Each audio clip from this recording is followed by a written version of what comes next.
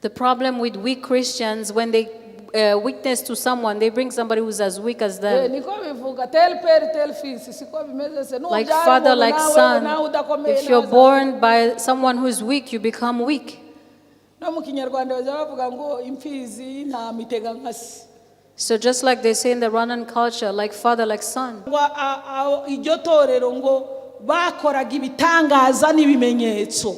They perform signs and miracles. That's a sign of spiritual growth.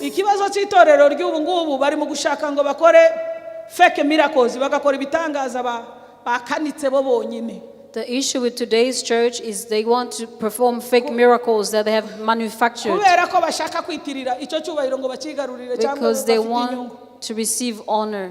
So wherever we go, if we go to school, go to the office, wherever we go, for us to bear fruit, permanent fruit. Hallelujah! When you have tested and you have had others test, no one can argue. They didn't say it's just women talk. They came running, found Jesus, believed everything the woman said, and they pleaded with Jesus, please stay with us 2 more days. Hallelujah! And when a tree bears fruits, it's not for its own benefits. Have you seen an avocado eat another avocado? I thank God for being here. My name is Rubibi, and I'm a member of the Presbyterian Church here in Rwanda, Kicukiro Parish. Hano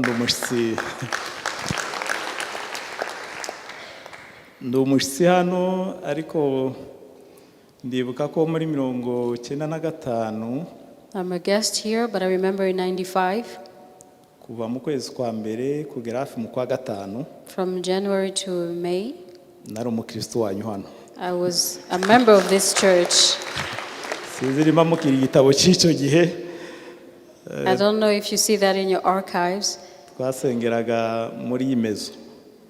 Niba ntibeshe. We were still worshiping from the back Rero nishimiye kongera kuba hano. So I'm happy to be here. Ndashimira pastor wadutumiye.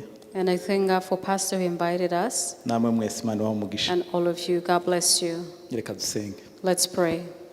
Mana igira neza. Uri Imana y'urukundo n'inyembabazi. Duciye bugufi muri umugoro wa none kugira ngo icoro cyawe kizamuke. Turagushima kuko abangana batyo baduteranije hano kubwo kuza kumva ijambo ryawe no kugushima. Duciye bugufi dusaba imitima yacu kugira ngo yumve ijambo wateguye uyu munsi kandi rize risubiza ibyifuzo bya buri wese. Tuzi ko ubwoko bwawe buri hano bufite inzara n'inyota yo kurushaho kukumenya no kurushaho kugukorera no kurushaho gukora ibyiza. Nanone bufite ibyifuzo bitandukanye ariko no uzusubizo byifuzo byose mwami. Dusaba ijambo ryawe rigiye kuvugwa hano kugira ngo ari we bigaragaza, ribe ijambo rihumuriza imitima yacu kandi rikora ku nyota ya buri wese.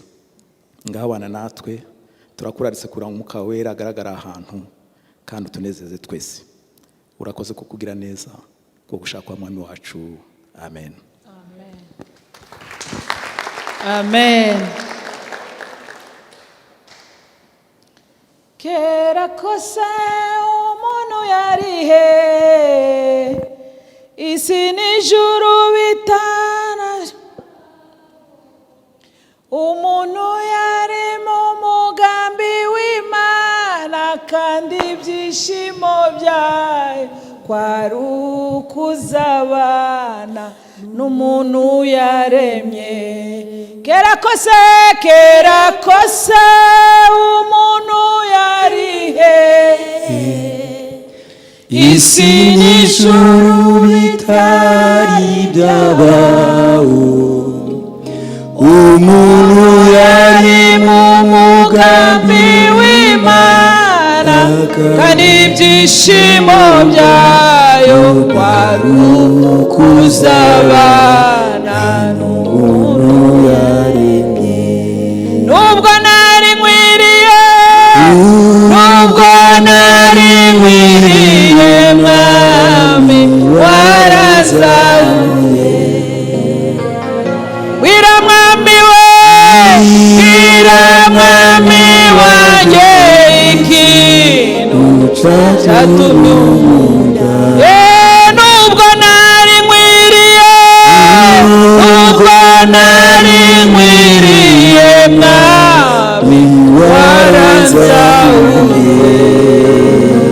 Bwira data we, bwira mwami wanjye ikintu cyatumye unkunda. Haleluya. Birimo birumvikana ko hari umwuka wo kuramya. It's clear that there's a spirit. Nubwo nari nkwiriye, mwami waranzamuye. Bwira data we, bwira mwami wanjye ikintu cyatumye unkunda. Nubwo nari nkwiriye, nubwo nari nkwiriye, mwami waranzamuye.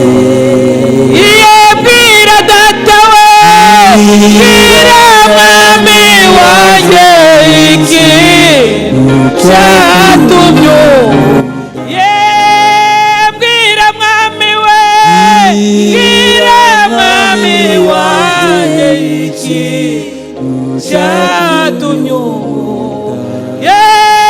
Bwira data we, bwira mwami wanjye ikintu cyatumye unkunda. Haleluya. Haleluya.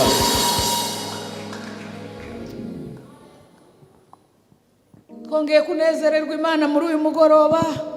We're happy in the Lord this evening. Umugoroba udasanzwe. A special evening. Umugoroba wo kumva to hear uko Imana ivugana natwe. what the Lord says to us. Umugoroba w'umugisha. A blessed evening. Nongeye kubanezererwa no gushimira Imana ku bwanyu.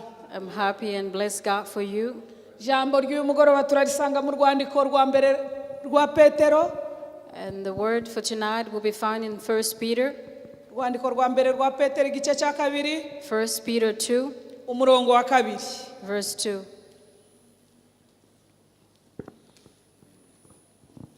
Turasoma umurongo wa kabiri n'uwa gatatu. Aravuga ngo mumere nk'impinja zivutse vuba. Mwifuze amata y'umwuka adafunguye kugira ngo abakuze abageze ku gakiza. Umurongo wa gatatu. Niba mwarasogongeye mukamenya yuko umwami agira neza, twakire neza ijambo ry'Imana. Amen. Turongera dusome mu rwandiko Paulo yandikiye Abagalatiya. Read in the book of Galatians. Abagalatiya igice cya gatanu umurongo wa 22 n'uwa 23. Verse 5. Chapter 5 verse 22 and 23.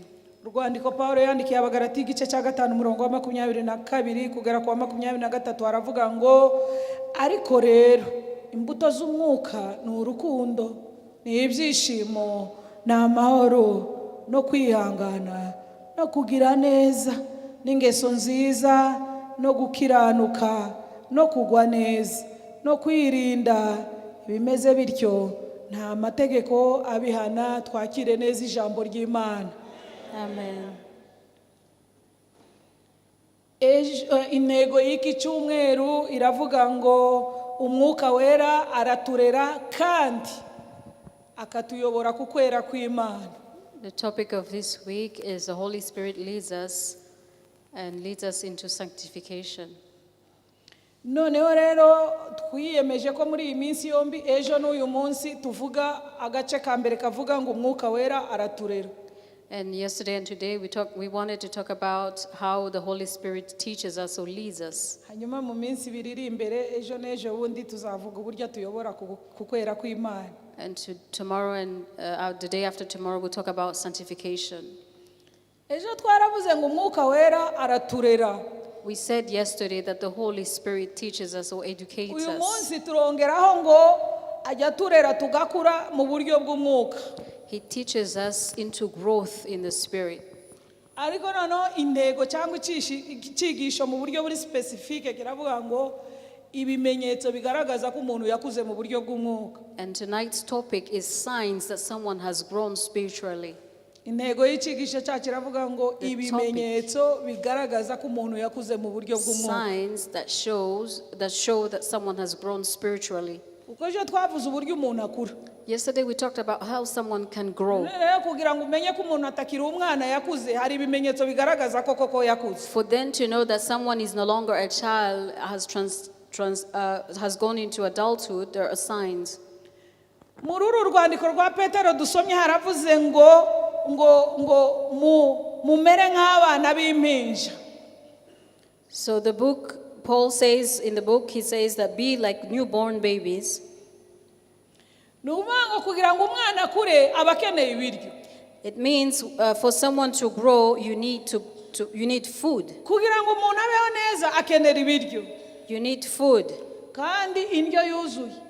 and balanced diet. kubera ko umuntu yari indyo ituzuye cyane yari umwana aragwingira. Because when a child is not properly fed, they become malnourished. no mu buryo bw'umwuka iyo umukristo atabonye indyo yuzuye y'umwuka aba yaragwingiye. Just like it is in the spirit, when you're not well fed, you become malnourished. mu maso y'umubiri ntiwabibona. You can't see that physically, ariko hari ibimenyetso biza bigaragaza abantu bagwingiye n'abakuze mu buryo bw'umwuka. but there are signs that show people who have grown spiritually and those who are malnourished. twebwe rero ntabwo tuvuga iby'abagwingiye turavuga abakuze mu mwuka n'ibibagaragaza. So today we're not talking about those who are malnourished spiritually, we're talking about those who have grown spiritually. petero aravuze ngo nk'uko umwana w'uruhinja ajya yifuza amata. And so Peter says, as newborn babes desire the pure milk, kandi ngo abe ariko namwe mwifuza amata adafunguye. and so do you desire. amata afunguye abantu bayazi ashobora gutuma uzinukwa no kunywa amata asanzwe. You know, if you have pure milk, if you know pure milk, you might not want to drink processed milk. amata afunguye ni amata bafashe bakamenamo amazi. You know, processed milk is mixed with water. mbega ushaka gushakira ubwinshi mu mazi nyine. When you want to increase the quantity of milk, you add water. rero uyu mwanditsi yavuze ngo umwana kugira ngo abeho ahora yifuza amata. So then the writer says, for a newborn babe to grow, they need pure milk. ariko kugira ngo akure agomba kunywa adafunguye. But mbega yujuje ubuziranenge. it has to be pure milk. ngo abe ariko namwe niko yazabwira iri torero abe ariko namwe ngo mwifuza amata y'umwuka. Haleluya. And he was telling the church, so then you should desire the same spiritually. abe ariko namwe mwifuza amata y'umwuka. It should be the same that you desire spiritual. abatahawe ayo mata y'umwuka nibo babandi twavuze baza bagwingira. And those who don't receive the spiritual milk are the ones who are malnourished. ariko abanyweye amata bagira ubuzima amata y'umwuka. For those who have had pure milk, they have kandi life. petero aravuga ngo noneho And Peter said, therefore, ngo nimba mwarasogongeye kugira ngo umenye ko ayo mata y'umwuka ari meza ngo banza usogongere. you have to test first. musogongere. Test first. buriya iyo usogongeye ikintu kiryoshye hanyuma udafite uburenganzira bwo gukomeza kugotomera nyine usigarana inyota ukajya wumva ko ukeneye. mu yandi magambo yavuga ngo uko kwifuza amata y'umwuka ntibibe kuvuga ngo uranyweye urarangije urujuje, ahubwo mujya mumera nk'abasogongera mwongere mugire icyifuzo cyo gukomeza kuyasomaho. So then Peter reminds the church, don't start drink all at once, but keep testing so that your desire to want more keeps on. nimba mwarasogongeye ngo mukamenya ko Yesu agira neza. If you have tested the goodness of God, come close to Him. Hallelujah. mbese mwarasogongeye mwumva uko ameze. Have you tested? munywa amata y'umwuka kugira ngo mukure. You drink spiritual milk for you to grow. Ariko barimo barakoresha ijambo ngo mwifuze nk'uko uruhinja rwifuza ngo abe ariko natwe He twifuza. uses the word desire, just like a newborn babe desire, so then do Impamvu so. bakoresheje iri jambo kwifuza The reason they use the word desire, ni ukugira ngo mukomeze ugire inyota. it's for you to continuously be Kuko thirsty. nta muntu uvuga ngo yariye yahaze Because byarangiye. there's no one who says, I've eaten once and for all. Kwiriye none ejo wongera ugakenera You ibiryo. eat today and tomorrow you want more N'ibiryo food. by'umwuka birasabwa ko dukomeza tukabyifuza tukifuza kubirya buri munsi. It's the same spiritually. You continue to eat Impamvu daily. tugomba guhora twifuza kurya ibyo biryo by'umwuka tukabisogongera The reason you want to eat daily ni spiritual food, ukugira ngo imitima yacu ubuzima bwo mu mwuka bukure. it's for our spiritual life to grow. Haleluya. Amen. Babandi rero batagira iyo nyota yo kwifuza ayo mata y'umwuka So then those who don't thirst for spiritual milk nibo babandi bagwingiye mu buryo are bw'umwuka. those who are malnourished spiritually. Umunyezaburi ya 42 aravuga In ngo Psalm 42, ngo nk'uko imparakazi yahagizwa no kwifuza as imigezi. the deer pants for the waters. Imparakazi ngo ni inyamaswa iba mu misozi ikagenda The deer lives ikazamuka in the cyane, mountains and she goes high mountains. ariko ngo yaba yumvisha inyota ikiruka cyane. But when she thirsts, she runs fast. Uwo mwanditsi aravuga ngo nk'uko imparakazi ijya yahagizwa no kwifuza And she amazi mu said, as the migezi deer pants ikirukanka, for the water, she ngo runs. niko nanjye umutima wanjye wahagizwa no kukwifuza So does Mana. my soul Haleluya. for you. Mbese umutima wawe ujya wumva wahagizwa no kwifuza kubona Imana? Does your soul thirst for God? Ikibazo itorero ry'uyu munsi rifite, The problem of today's church, iyo mvuze itorero ntabwo mbavuze restoration, ni muri rusange abakristo bo mu isi. when I mention the church, it's not just here, it's the world in general. Abakristo bo muri iki gihe ikibazo dufite gikomeye. The issue with Christians today, Niyo twifuje gushaka Imana, ntabwo tujya kwifuza gushaka Imana ngo tuyishake tuyibone tuyimenye. we don't desire to go find God and know Him. Dusenga tukiyiriza tuje imbere y'Imana We pray. tujanywe n'inyungu z'imibiri yacu gusa. We pray, we fast for our fleshly desires. Kandi ibyo ni ibishuko Satani azashukisha abantu. And that's the deception of the enemy. Nzi ko mu masengesho yo mu bihe byashize mwize ririya jambo rivuga ukuntu Yesu yagiye gusenga iminsi 40. And I know that you learned in the past how Jesus fasted for 40 days. Urebye ibintu Satani yazamugerageresha, yazamubwira ngo nimbura umwana w'Imana wahinduye aya mabuye agahinduka umutsima. And the temptation he encountered with the devil, he was asking to change stones into bread. Umutsima ni basic need, ni ibintu dukenera buri munsi. And that's a basic need, something we need every day. Akamubwira ngo noneho ngo ndakuzamuye ngo ushira hariya ngo hanyuma ngo umanuke ngo abamarayika baragutega. I will lift you and let you fall, and the angels will catch Uko you. kumuzamura yazamugerageresha icyubahiro. And that was just to tempt him with honor N'ibindi. and so on. Icyubahiro nicyo turwanira. We fight for honor. Amapromotion niyo tuja kwiyiririza. We fast for Iby'ubu promotions. buzima nibyo tuja gusengera. We go pray for daily Yesu life rero we issues. ibyo ngibyo twebwe tuzatwirirwa tuja gusengera. The things that we spend time praying for, We yabwiye Satani ngo mva imbere Satani wigerageza Imana yawe. He told the enemy. Kubwa Yesu ibyo ni ibigeragezo. for Jesus, those were Ariko temptations. twebwe nibyo byifuzo byacu by'amasengesho biza imbere. But for us, those are our prayer requests. Ntabwo ndi umunyamasengesho hano ariko I'm not an intercessor here.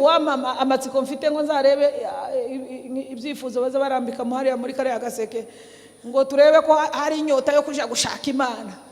I wish I could read the prayer requests of this church to know if Uzasanga there ari is a iby'uyu desire mubiri to gusa. go know God. You find most of them are for Nk'uko worldly imparakazi things. yahagizwa no kwifuza imigezi, As the deer pants for the niko water, umutima wanjye wahagizwa no so does kukwifuza my Mwana. soul thirst for you. Nk'uko uruhinja ruhora rwifuza amata, And so as the newborn babes desire for milk, pure milk. umwana muto umwonsa mu kanya gato mu kanya akagaruka. The newborn babies, they breastfeed and they come back Uko again niko and again. Petero avuga ngo abe ariko namwe mwifuza amata y'umwuka And that's how adafunguye. Peter says, so should you desire pure milk. Haleluya. Ririya jambo naritekereje uretse ko tudafite umwanya wo kuritindaho. I thought about this word, though we don't have much time. Birashoboka ko hari abaza basingira amata y'umwuka afunguye se. Are there people who grasp processed milk spiritually? ibintu byongewemo ibintu abaswahili bazabyita ngo wamecha kachua. So it looks like diluted milk.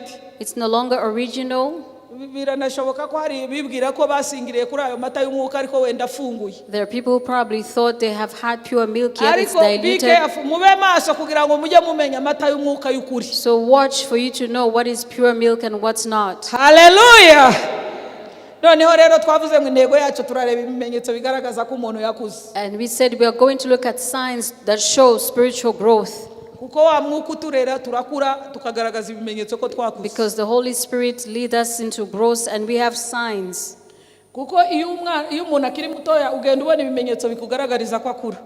Because when someone is growing, there are signs for each step. Yagejeje mu myaka y'ubwangavu atangira guhindura amajwi. You know, when they reach the age of puberty, they start to change their mu age. gituza ugatangira kubona hari ibindi byahindutse. And you see the chest for young girls has Abahungu changed. ukabona ubwanwa buraje. And some young men have a Ukamenya ko beard. umuntu arimo arahinduka arimo aragenda azamuka. And you know the child is growing. No mu buryo bw'umwuka hari ibimenyetso bigenda bigaragaza ko umuntu agenda azamuka. And it is so spiritually.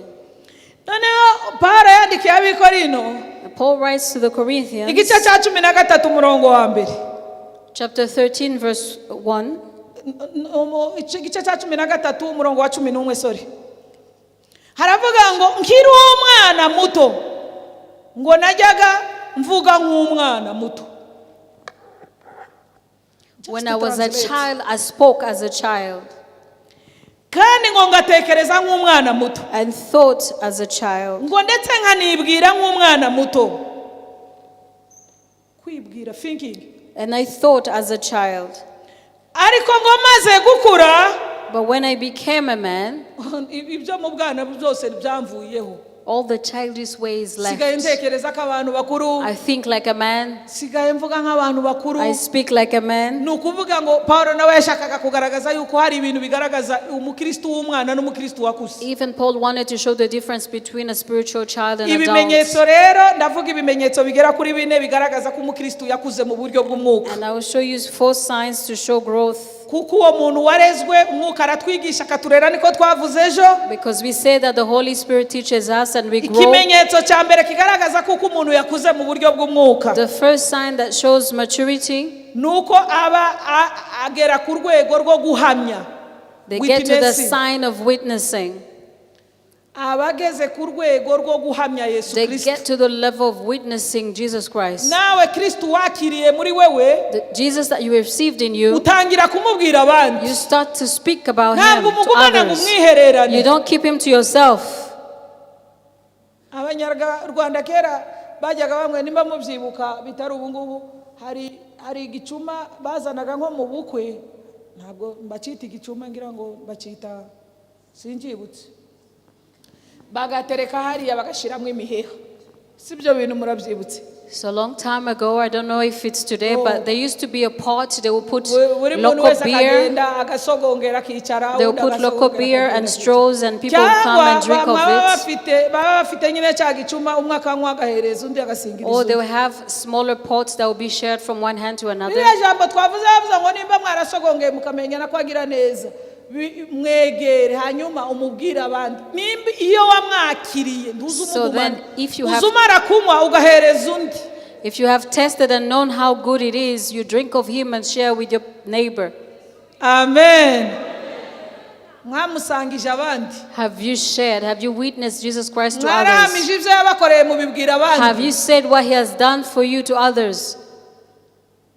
Icyo ni ikimenyetso kikubwira ko umuntu yakuze. That's a sign of spiritual growth. Because when you meet him, you cannot fail to talk about him. You have to tell others about him. One day Jesus healed a blind man in John chapter 9. And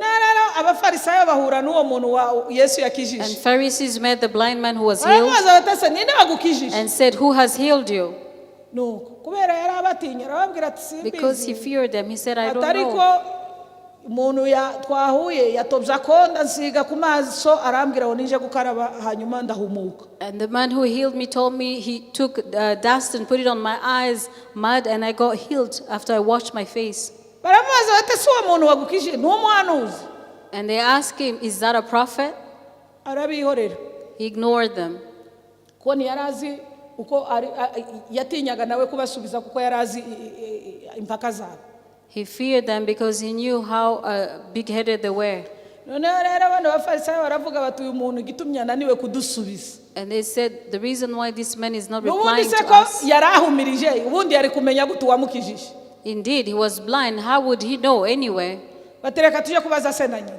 So they went to ask his parents. Bahageze barabaza ati se uyu mwana ni uwanyu? And they asked, is this child yours? Yari umuntu mukuru. He was a grown man.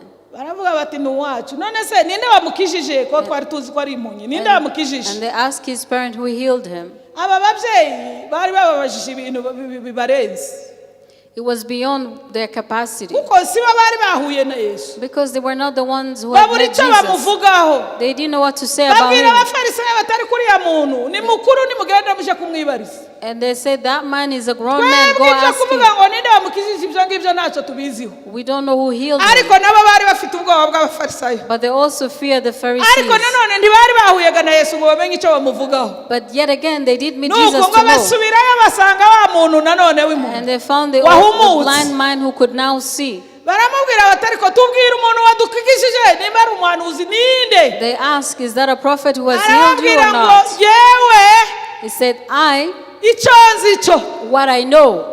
Mwashaka kumumenya cyangwa mutamumenya. Whether you wish to know him or icyo nzi cyo not. nahuye n'umuntu udasanzwe. All I know, I have met an unusual man. ubu ndareba. I was blind, but now I Hallelujah. Iyo utaramwakira ntuzugira icyo umuvugaho. see. When you have not received him, you Ariko can't say wahuye much nawe about him. ndaza buri cyo amuvugaho. But when you have met him, you can't fail to tuvuge say something. iyo yakugezemo When he has come into you, nawe uzugenda umubwira abandi. you also go and share him with others. Icyo ni ikimenyetso kikubwira ko umuntu yakuze mu That's buryo a sign bw'umwuka. that shows spiritual growth. Nimba uvuga ngo Yesu yangiriye neza If you say that ugasimbuka, God has done me good and you praise wagombye him, no kuba ufite ubushobozi bwo kubibwira uwo mukorana. you ought to have the capacity to share him with your Wagombye colleagues. kubibwira umuturanyi wawe. Tell your neighbor. Wagombye kuba warabibwiye umukozi wo mu rugo. Tell your helper at home. Wagombye kuba warabibwiye umuvandimwe uri iriya hirya utaramumenya. Tell your unborn again siblings. Tuvuge ngo amen. Amen. Umugore w'umusamariya muramwibuka. You remember the Samaritan woman? Yari umugore wahuye n'ibibazo by'urushako bikomeye. She had issues with her marriage. Ku buryo yajaga kuvoma abandi bagiye guteka saa sita agahengera abandi batamureba akirukanga akajya She will kuvoma. go fetch water while others are cooking. She will go to the well. Yesu amenya ko hari umugore warushe. And Jesus knew there was a lady who was Hanyuma tired. aja kumutegera mu nzira. She went to find him on the road. Aganira nawe ikiganiro kirekire. And she spoke with her for a while. Yesu aramubwira ati ko wa mugore wamaye ku mazi yo kunywa. And Jesus asked her, can you give me Umugore water? aramubwira ati ko duhuriye nje na And the umusamariya woman n'umuyuda. said, what do we have in common? Yesu aramubwira ngo iyaba wari uzi impano y'Imana. And Jesus said, only if you knew the Mu yandi gift of magambo God. yaramubwiye ngo iyaba wari uzi ko ndi impano Imana yatanze ku In bwawe. other words, if only Wari you knew kuba that umpaye ayo I'm the gift that God mazi has ngusabye. given, you would have given me the water, Hanyuma nanjye nkakugirira neza. and I would have done good to you. Yesu aganira nawe ikiganiro And kirekire. Jesus spoke with her for a while. Umugore ahishurirwa yuko yahuye n'umuyuda udasanzwe. And the Samaritan knew she had Amaze met guhura an nawe unusual. ubuzima bwe burahinduka. Her life changed. Kuko yaramubajije ngo genda uzanire umugabo wawe. Because she said, go bring me my Umugore husband. ntiyamubesha aramubwira ngo nta mugabo ngira. The woman said, I have no husband. Uwo Yesu aramubwira ati uvuze ukuri. And Jesus said, you have said the truth. Abakristo bubu ikibazo dufite The problem with ukuri. Christians today, you don't say the truth. Kwirarira no kororosa. You cover. Kwerekana ishusho zabo tutaribo. You give a different picture of who you are. Ariko aramubwira ngo uvuze ukuri. But he said to Wabanye her, n'abagabo batanu n'uwo muri kumwe you si have uwawe. said the truth. The man you're with is your fifth and he's not yours. She was on her sixth husband. Amaze guhura na Yesu ubuzima bwe burahinduka. And after she met Jesus, her life Wahuye changed. na Yesu ubuzima buza buhinduka. When you meet Jesus, your life Ugahindura changes. ibitekerezo. Your mindset changes. Ugahindura imivugire. The way you speak changes. Ugahindura icyerekezo. your objective umugore yari changed. agiye kuvoma, She was going to fetch water. wajugunye ikibindi hasi, She put down the yari barrel. amaze gusogongera ku bwiza bwa Yesu, She had tasted on the goodness aravuga of ngo ubu God. buryohe numvanye uyu muntu udasanzwe, And she said, this goodness, sinshobora kubugumana nje jenyine. I can't keep it to myself. Wajugunye ikibindi cye, She put down her yirukanka back. yihuta, She ran quickly, wazamuka mu mudugudu w'iwabo, went up the city, agenda abwira abantu bose ngo nimuze murebe, and told people, come and jani see. muone, Come and see. nimuze mumurebe, Come and see the nimuze man. mpuye n'umuntu udasanzwe. Come and see the unusual man. Tuvuge ngo amen. Ati mpuye na Mesiya, ari Yesu, ati hepfo hariya namwe nimugende mwirebe. Come and see the man, the Messiah. Ngo mu mudugudu bamanuka ari benshi basanga aho Yesu yari ari, And the city came down to see where Jesus was. ngo bizera iby'uwo mugore yababwiye. And they believed the Samaritan woman. Ubundi mu banyesirayeli nta mugabo, abanyesirayeli mu muco wabo Usually in the Israeli culture, ntabwo bemeraga ibyo abagore bavuze, they didn't hear what women would say. bavugaga ngo nayo abagore nyine. They would say it's just women. No, ngo keretse ikintu bemeraga ko uvuze cy'ukuri, guhamya ko umugabo wawe yapfuye. The only thing they would believe is when you said that your husband has Cyoga died. ntaho guhakanya wenda aba yapfuye na nijoro muri mwenyine. At that time they wouldn't Ibindi deny byose ngo it. ntibazaga bemera, bazaga But anything else they wouldn't believe. Just like. like the old Rwandan, they would say it's just women talk. Ariko uwo munsi ntawigeze amugisha impaka. But that day no one argued with Iyo her. wasogongeye ugasogongeza abandi When you nawe have akugisha tested impaka. and you have had others test, no one Ntibigeze can bavuga bati argue. nayo abagore. They didn't say it's just Ngo women talk. bamanutse nabo birukanka, They came running, basanga aho Yesu ari, found Jesus, ngo bizera ibyo uwo mugore yababwiye byose, believed everything the woman hanyuma said, ngo binginga Yesu and they pleaded with Jesus, ngo wagumanye natwe iminsi ibiri. please stay with us 2 more days. Haleluya. Ahantu ba Pastor Aroni babaga bajyaga basenga, Where Pastor Aaron used to live, they used to pray. banezerwa cyane bakavuga ngo amasengesho aradubuye, bagasubiramo. And when they would be so happy, they would say, we are just restoring the prayers again. No, ihuduma yatangiye kudubura igihe cy'uwo musamariyakazi, uwo munsi Yesu nawe yasibiye aho atari afite gahunda yo gusibira iminsi. So all about extension started at the time of the Samaritan woman. They started Ubutumwa increasing bugera i prayer. Samariya yose. And the gospel reached the whole of Yesu buriya Samaria. ntiyari yemerewe kuja i Samariya kuko yari umuyuda, bari bafitanye Jesus was a amakimbirane. Jew. He couldn't go to Samaria. Ariko kubera umugore wahuye nawe But umunsi umwe because of gusa. one woman who met her one day, Wakiriye Yesu umaze imyaka who ingahe muri received Christ. restoration? How long have you been in Restoration Church? Ibyo wakiriye umaze kubisangiza abangahe? How many people have you shared Uyu what you've mugore received? mwumvishe iminsi yamaze ni amasaha gusa yamaze aganira na Yesu, ahita atangira kumuvuga. This woman only met Jesus for a few hours and she started talking about him. Icyo ni ikimenyetso kikubwira ko umuntu yakuze mu buryo That's a bw'umwuka. sign that shows spiritual Nuko growth. aba afite ubushobozi bwo gufata Yesu yakiriye Even though she could have hung on to akamuhamiriza Jesus, abandi. she witnessed to others. Haleluya. Ibintu bijya bituma abakristo batinya guhamya, baza bagira ngo guhamya ni ukubwiriza. Christian fear witnessing because they think it is preaching. Guhamya si ukubwiriza, It's not preaching.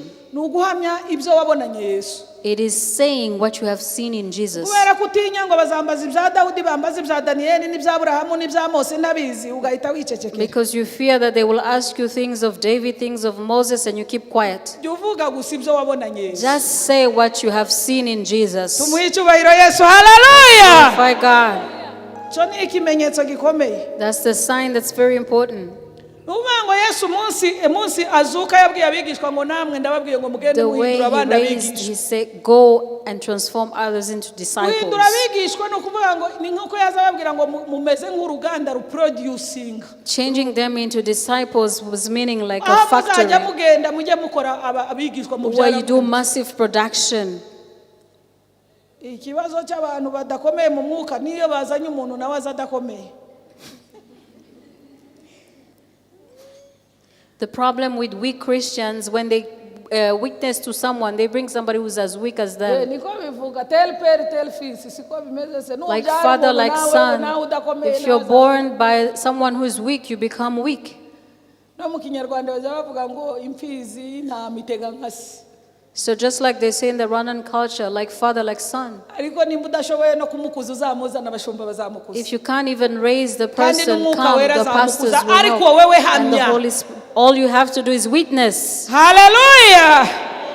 Ikindi kimenyetso cya kabiri The second sign no kigaragaza yuko umuntu yakuze mu buryo bw'umwuka. to show spiritual growth, Umwuka Wera ajya aduha imbaraga zidasanzwe z'ibitangaza. the Holy Spirit gives us unusual power of miracles. Aduha ubushobozi budasanzwe. He gives us unusual power Akaduha n'impano z'umwuka, azatugabira impano and z'umwuka. also gifts of the Spirit. Icyo ni ikimenyetso kigaragaza ko umuntu yakuze mu mwuka, uzamubonana It's a impano sign z'umwuka. that shows spiritual growth, the gifts of the Uzamubonana Spirit, n'ibitangaza. miracles. Abigishwa ba mbere mu gice cya kabiri ibyakozwe n'intumwa, In the book of Acts, igice cya kabiri umurongo wa 40, chapter 2, verse 40, haravuga ngo iryo torero ngo bakoraga ibitangaza n'ibimenyetso.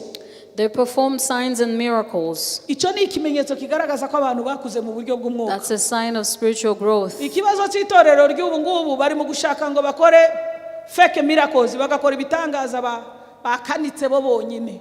The issue with today's church is they want to perform fake miracles that they have manufactured Kubera ko bashaka kwitirira icyo cyubahiro ngo bakigarurire cyangwa because they bafite inyungu. want to receive honor.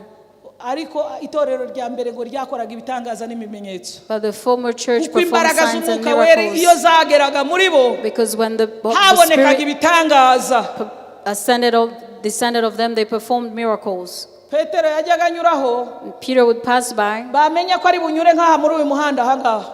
and as soon as they knew he would pass by in a Bya bindi certain byo road, kurambikaho abarwayi ibiganza ntibyari bigikenewe. it was not necessary for him to lay the Ahubwo hands ngo on hanyuze anyone. igicucu cye kikagenda abarwayi aho baryamye babyuka. His shadow could heal sick people who were laying Kubera down iki? Kuko muri bo ibitangaza by'imbaraga z'Umwuka Wera zari muri bo. because the signs and miracles were in them. Hallelujah.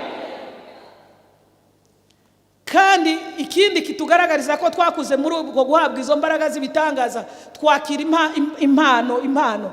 And another sign is we receive the gifts of the Spirit. Paulo yandikiye abakorino igice abambere igice cya 12 umurongo wa 14 umurongo wa 4. And Paul writes to the Corinthians, 12 Chapter 12 12, umurongo wa 4 verse avuga impano zitandukanye. talks about the different gifts of the Spirit. Aravuga ngo bamwe bahawe ijambo ry'ubwenge, Some have received abandi bahawe kumenya, knowledge, abandi bahawe kwizera, faith, abandi bahawe gukira indwara, and others the gukiza indwara, healing ministry. abandi bahawe gukora ibitangaza, Others to perform miracles, abandi bahabwa guhanura, and others to prophesy, abandi bahabwa kurobanura imyuka, and others discernment, abandi bahabwa kuvuga ku ndimi, and others the speaking of the tongue, abandi bakazisobanura. and others the interpretation of the tongues. Abakristo bamwe baza bacanganyikirwa agashaka ngo ikizangaragariza ko nuzuye ngo ko nakiriye Umwuka Wera ngo nukuvuga ku ndimi. Habe nubwo They're utozi somehow kuvuga confused and they say speaking. speaking in tongues is a sign.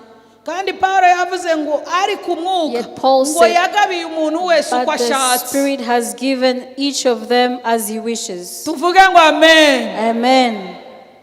Ntabwo twese tuzahanura.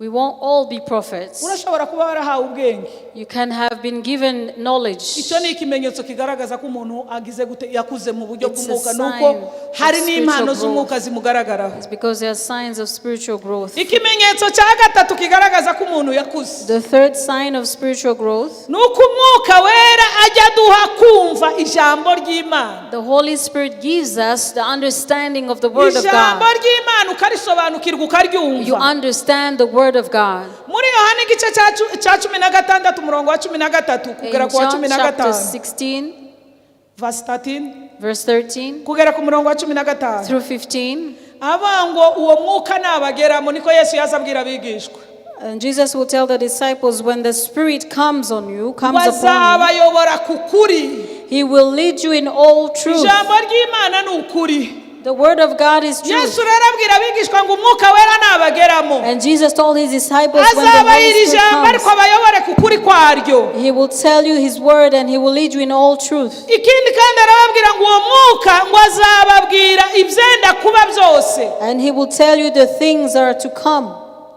Hari hari abantu bakunda ngo abahanuzi babasobanurire ngo se ngo byanje bizamera gute. There are people who like to go to the ubuhanuzi bwihagije ubusomye wamenya n'ibyenda kuba. There are people who like prophets and they go and ask him what is about to come. But this alone, the word of God, is prophecy itself. Ikindi ngo uwo mwuka nabageramo ngo azafata ku byanje ni Yesu wazuvuga azafata bya bindi nabigishije rya jambo ryanje ngo azafata ku byanje ngo abibahe. Take from my knowledge to yours. Ikimenyetso rero kiza kigaragaza ko umukristo yakuze mu mwuka ni ugukunda ijambo ry'Imana no kuryumva. And one of the signs then that shows spiritual growth is loving the word of God and understanding it. Amen. Amen. Satani arabizi ko mu ijambo habamo imbaraga. And the devil knows that there's power in the word. Niyo mpamvu azabuza abakristo benshi kugira ngo batariryaho. That is why he doesn't like Christians to eat from the word. Zaburi 119 Psalm 119 umurongo wa 11 verse 11 uravuga ngo naribikiye mu mutima wanjye. Say, your word have I hidden in my Wijambo heart. ryawe Mana naribikiye mu mutima wanjye. Your word have I hidden in my ngo heart kugira ngo ntazagucumuraho. so that I may not sin against you. Naribikiye mu mutima I have hidden your word kugira in ngo my rijye word rindinda kugucumuraho. so that I do not sin against Muri you. Zaburi 119 umurongo wa 105 In Psalm 19:115, haravuga ngo ijambo ryawe Mwami your word, O Lord, ngo nitabaza is a lamp on my ngo feet. rimurikire ibirenge byanje. Is a lamp on my feet. Hallelujah.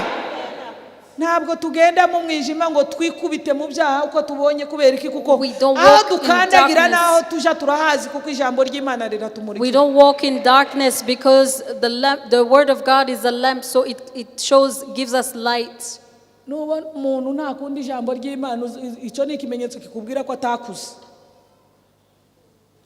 Abantu badakunda ijambo ry'Imana baba bagaragara ko batakuze mu buryo People who bw'umwuka. don't love the word of God is a sign that they have not grown spiritually. Ijambo ry'Imana nibyo biryo bikuza The umukirisitu. word of God is food.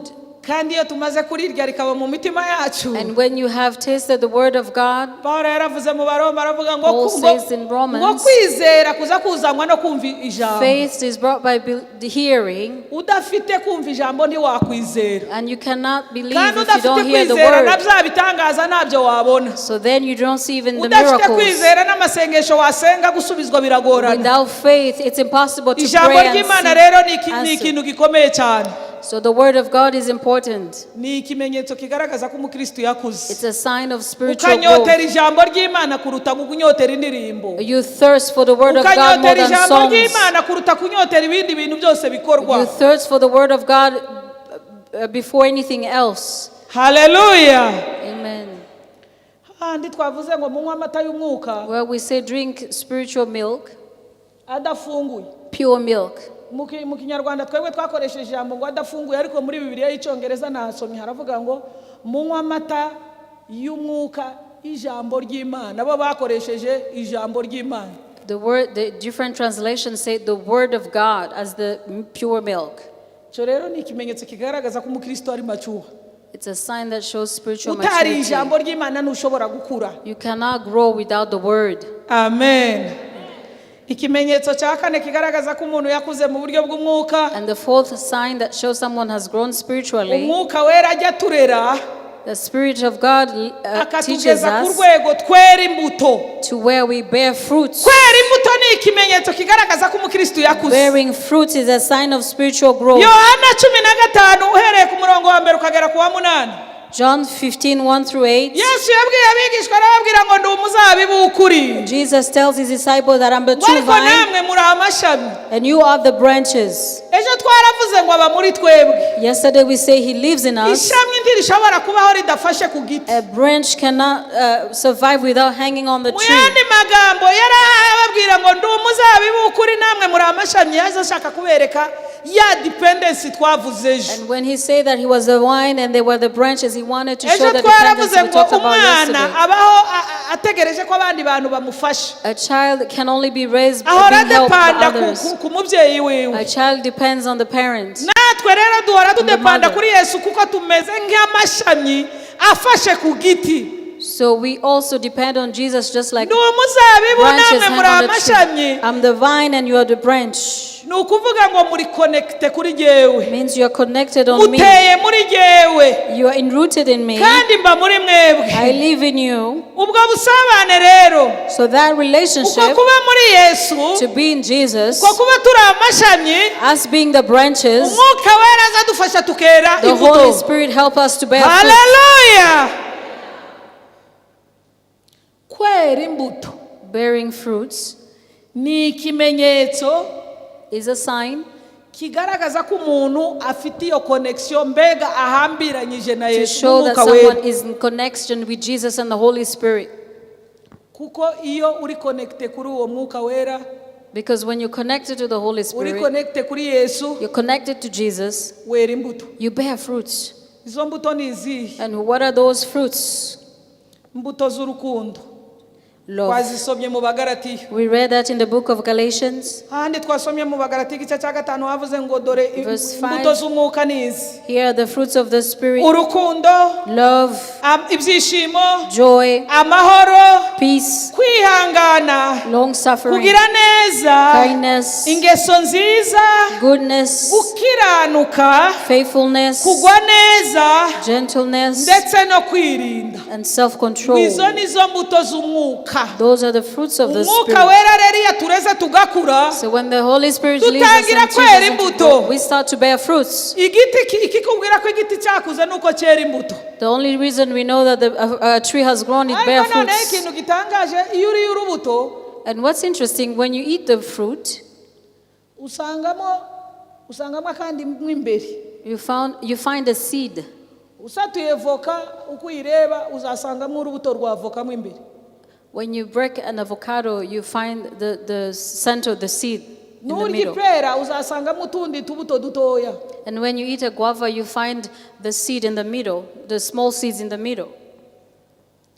Noneho rero impamvu buri urubuto rugiramwo n'utundi turi imbere, And the reason why there is seeds in the seed, nuko turiya ni gusobanura ngo ntabwo nubwo navaho bakandya bakarangiza, ariko akakari imbere kazongera agaproducing, it means bazongera that bagatere the kongera production kabyara. continues, because you can't eat this grain alone. It will fall on the ground and grow. Umwuka wera The Holy Spirit aduha kwera imbuto, gives us to bear fruits. ariko n'imbuto zibyara izindi. And it's fruits that bear other fruits. Haleluya!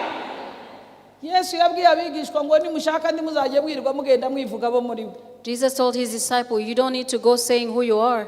ngo bazabamenyera ku mbuto They will zabo. know you by your fruits. Watambua kwa matendo yenu. Kugenda mwirangaza ngo ndi umurokore, ngo You narakishijwe, ngo go nakiriye and you want to Yesu. tell people, Nubwo I'm a utabivuga, born again person, I've hari received umuntu wari Christ. witiranya igiti cya voka n'icy'umwembe ba?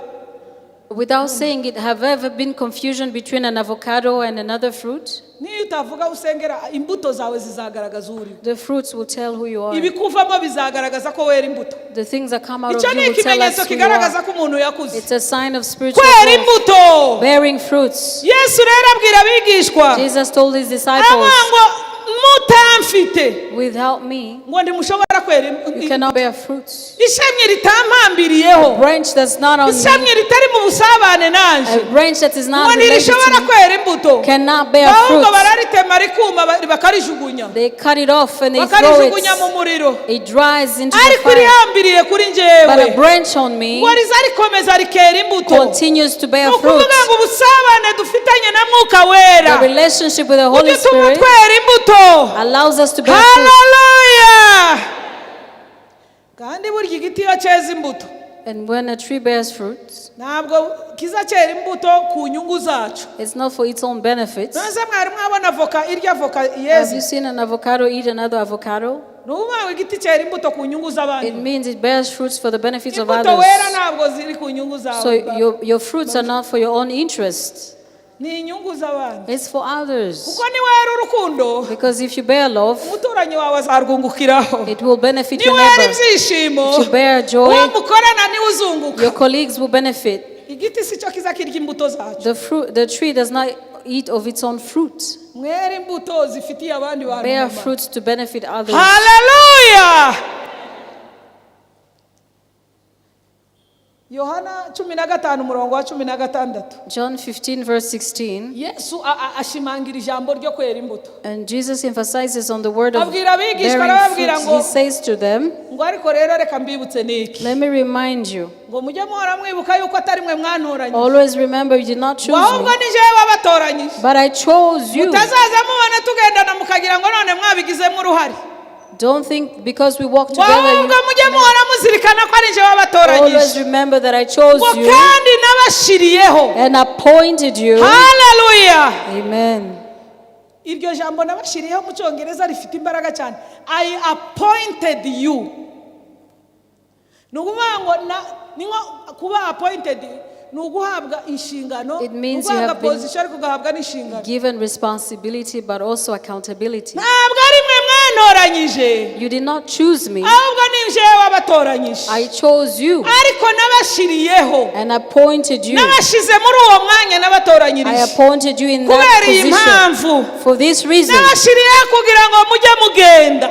for you to go. Aho mugenda hose So everywhere you ngo go, mugende mwera imbuto.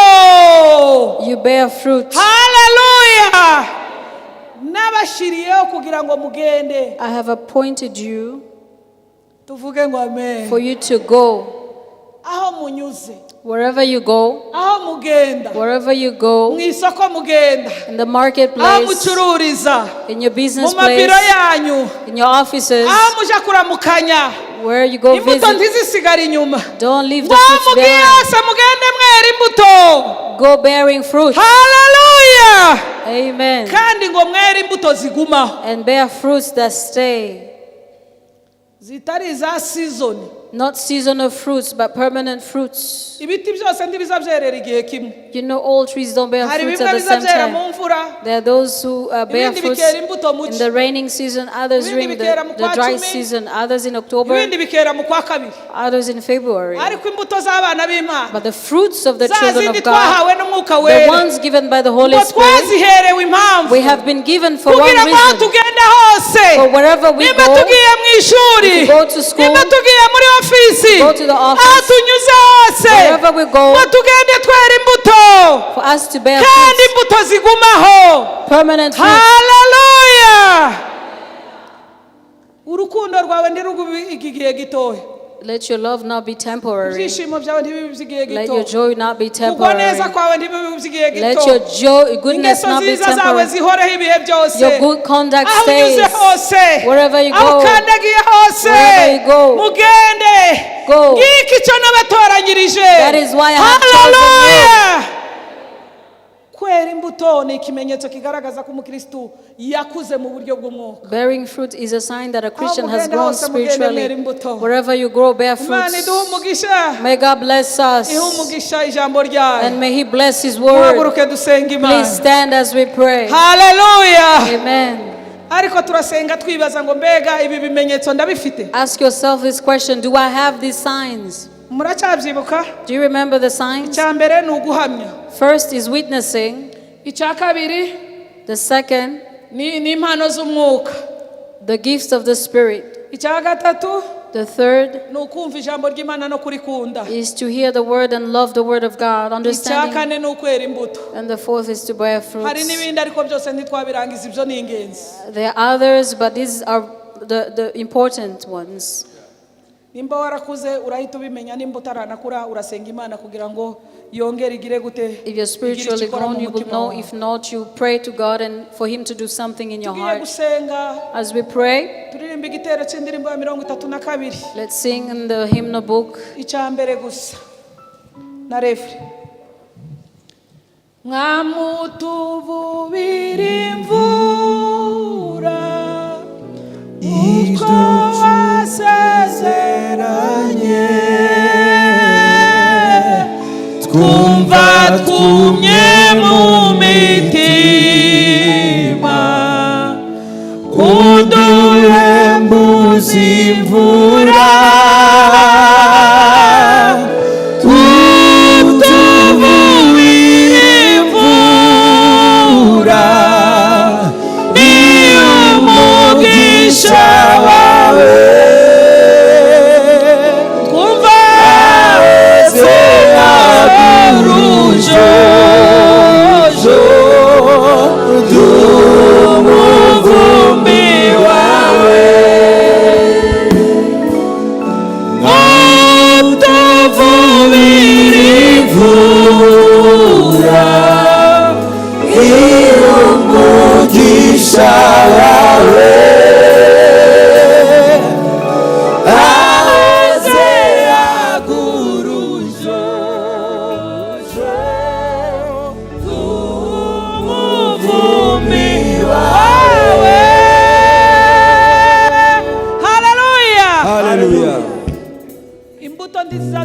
nta mvura. There's no fruits without rain. Muri iki gitero cy'indirimbo turimo turinginga Imana ngo igushe imvura In mu this mitima chorus, yacu. we are asking for God to make it rain in our hearts. Yaravuze ngo mwami utuvubire imvura. Bring the rain, Lord, Ngo nk'uko wasezeranye. just as you promised. Kumva twumye mu mitima. We feel dry in our hearts. Uduhembuze imvura yawe. Quench our thirst with rain, O Lord. Senga Imana muri icyo gitero. So pray within those words Ubwira Imana ngo ndifuza ko and umutima tell wanjye God, uhembuka. I want my heart to be quenched. Namutuvubire imvura uko wasezeranye twumva tumye mu mitima uduhembuza imvura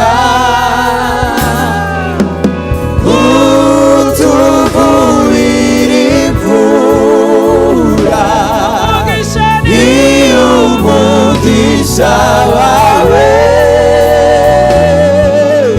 aze agurujo dumuvumi wawe utuvubire imvura ni umugisha wawe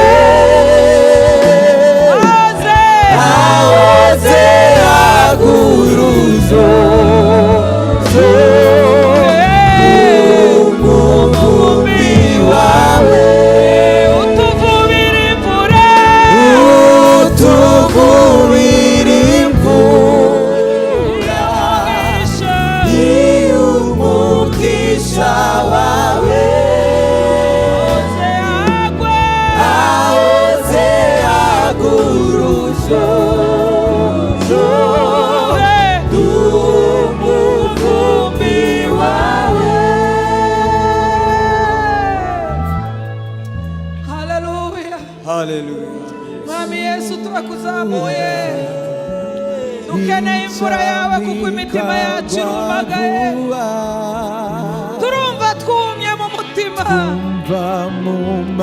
turifuza kwera imbuto turifuza kwera imbuto oh haleluya hembura imitima yacu hembura imitima yacu mwami ijambo ryawe nirizamanukira gupfubusa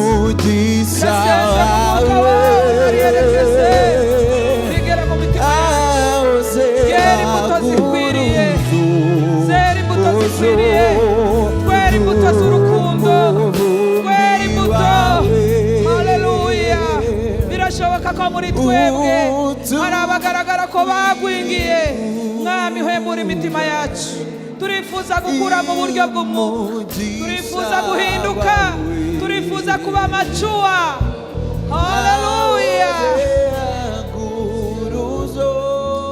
hembura imitima yacu duhe ibyo kurya bikwiye amata adafunguye amata y'umwuka amata y'ijambo ryawe kugira ngo dukure mwami Yesu